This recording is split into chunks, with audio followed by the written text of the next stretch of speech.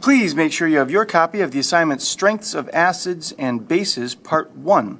What we'll do here is we'll look at the experiment part on the second page in the packet. In this experiment, what we were doing was trying to push the pH of a solution of water and a color change indicator, bromothymol blue, by bubbling our breath into the solution. Your breath contains carbon dioxide, which reacts with water and creates an acid, carbonic acid. Acids are substances that reduce the pH of a solution by increasing the amount of hydrogen ions. So what we're going to do is start by making the solution and recording the pH of the mixture before we put our breath in. So I'm going to record the pH here, 7.6. I'm just writing down the first two digits. The third digit might have a little bit of variation in it. I don't want to wait for it to settle down. Then the next step is to bubble my breath into the mixture until it stops changing color and measure the pH again. Using the magic of technology, I will speed this up for you so that you don't have to wait for me to blow my breath and pass out.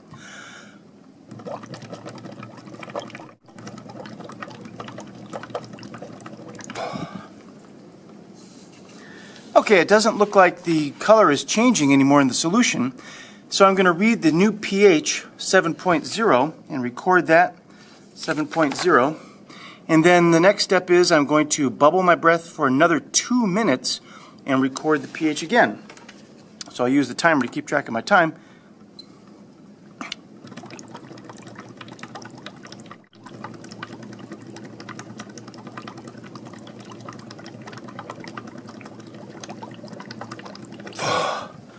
Oh. All right, so I'll record 6.8 for the next pH, and then I'm going to keep doing this for another 2 minutes. Oh, you guys, I'm going to pass out.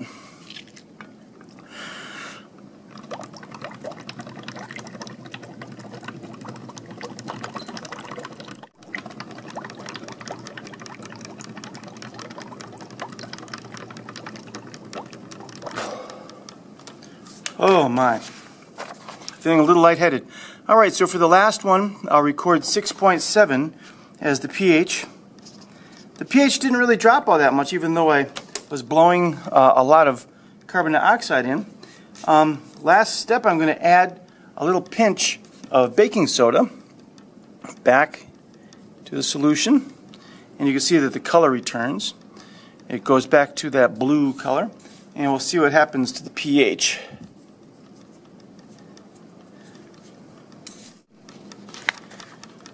Okay, the pH appears to have gone back up to 7.6, so I'll record 7.6. And now what we'll do is we'll look at the calculations. Let's take a look at the results. Probably the first thing that you'll notice is that the initial pH before you bubbled your breath was higher, and then after you bubbled your breath, the pH decreased. Something that decreases the pH of a mixture is an acid. It decreases the pH by increasing the hydrogen ion concentration. When you added the baking soda, the pH went back up again. That means that you added something that was more alkaline or basic. Bases raise the pH by lowering the hydrogen ion concentration. It's an inverse relationship.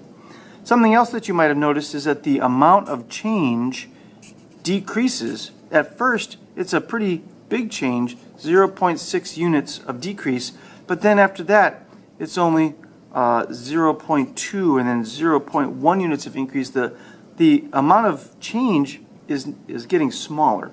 So if I were to continue this pattern, eventually there wouldn't be much of a change at all, no matter how much I blow my breath. So let's practice calculating the hydrogen ion concentration for these mixtures using 10 to the negative pH equals the hydrogen ion concentration. So I'll put in the 10 to the x power, push the second function key and the log button to get the 10 to the x function, and then the negative sign, and 7.6 for my data. Use your data, and 0.0000, I count my zeros, 0.0025 moles per liter. That's a very tiny amount of hydrogen ion. The reason why we use the pH number is so that we don't have to write down so many little zeros to show what the concentration is. They're the same quantity. It's just that this one is expressed on a log scale and this one is on a linear scale. So the pH measurement scale is convenient because we avoid losing digits when we write things incorrectly. So if I do the same thing for the pH 7 mixture, if I push the second function 10 to the negative 7 equals 0.0000001 moles per liter. This number is bigger than this number. This one has 6 zeros, this one has 7 zeros, so that means that this is smaller and this is bigger. As the hydrogen ion concentration is increasing, the pH number is decreasing. Let me continue with the next one. 10 to the negative 6.8. Okay. Let me do that one more time. 10 to the negative 6.8. Okay. So 0.00000, 6 zeros again, and then 158. So this number is bigger than this number, and I can see that the pH is decreasing. It's an inverse relationship. More hydrogen ions, lower pH. And then the last one, 10 to the 6.7, 0.00000, that's 6 zeros, and 2 moles per liter. So this is bigger than this one and bigger than that one. So as the pH is going down, the hydrogen ion concentration is going up. And then my last result is the same as my first result. Yours might not be, so you can calculate that. Mine, I'll just write out, because I've already calculated 1, 2, 3, 4, 5, 6, 7, 2, 5 moles per liter. So again, the amount of hydrogen ions has decreased and the pH has increased. As pH goes up, the hydrogen ion concentration goes down. It's an inverse relationship. So let's take a look at the problems on the back and look at why things happen this way. Okay, on the back there is a chemical reaction equation showing the chemistry of the changes that happen in the cup when you bubbled your breath. What happens is the carbon dioxide from your breath reacts with water and forms carbonic acid. That reaction runs in both directions. The arrows go both ways. On the one hand, we're making carbonic acid. On the other hand, the carbonic acid is turning back into water and carbon dioxide. The carbonic acid then can dissociate into hydrogen ions and bicarbonate ions. This is the conjugate base of the carbonic acid. That reaction can also run in reverse, so these two can get back together again and make carbonic acid.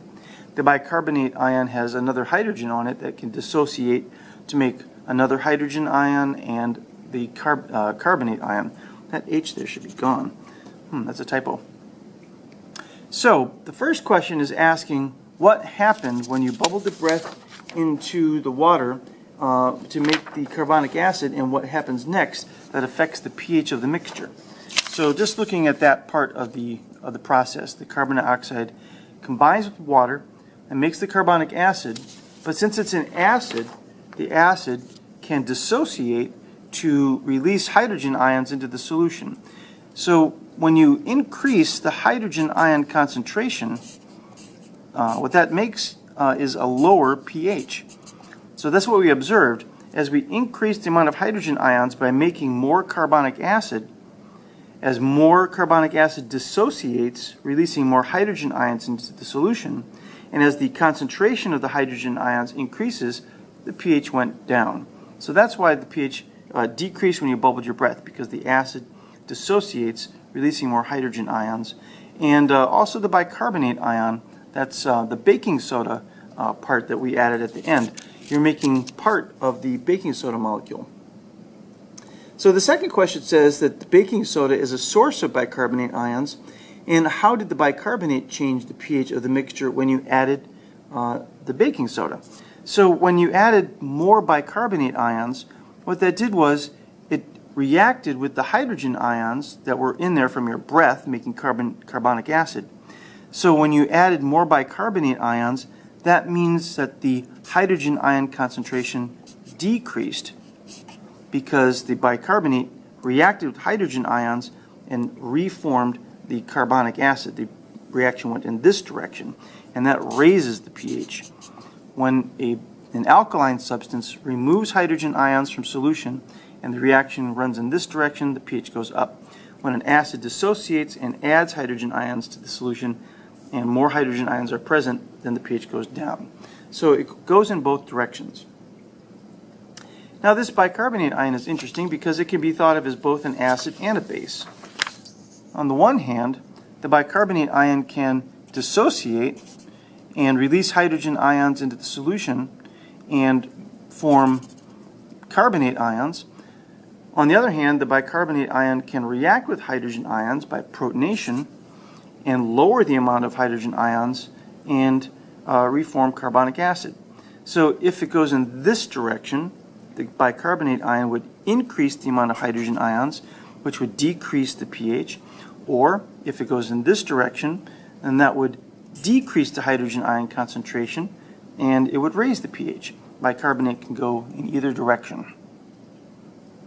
Now the final question asks about what happens when you increase the carbon dioxide by bubbling your breath and you continue to blow bubbles and the pH didn't really change all that much.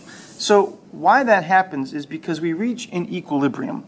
It's just like this guy walking up the down escalator. At a certain point, he's just going to stay in place. We have two things going on when you're bubbling your breath into the mixture. On the one hand, you have the carbonic acid dissociating, and then on the other hand, you have the opposite reaction occurring.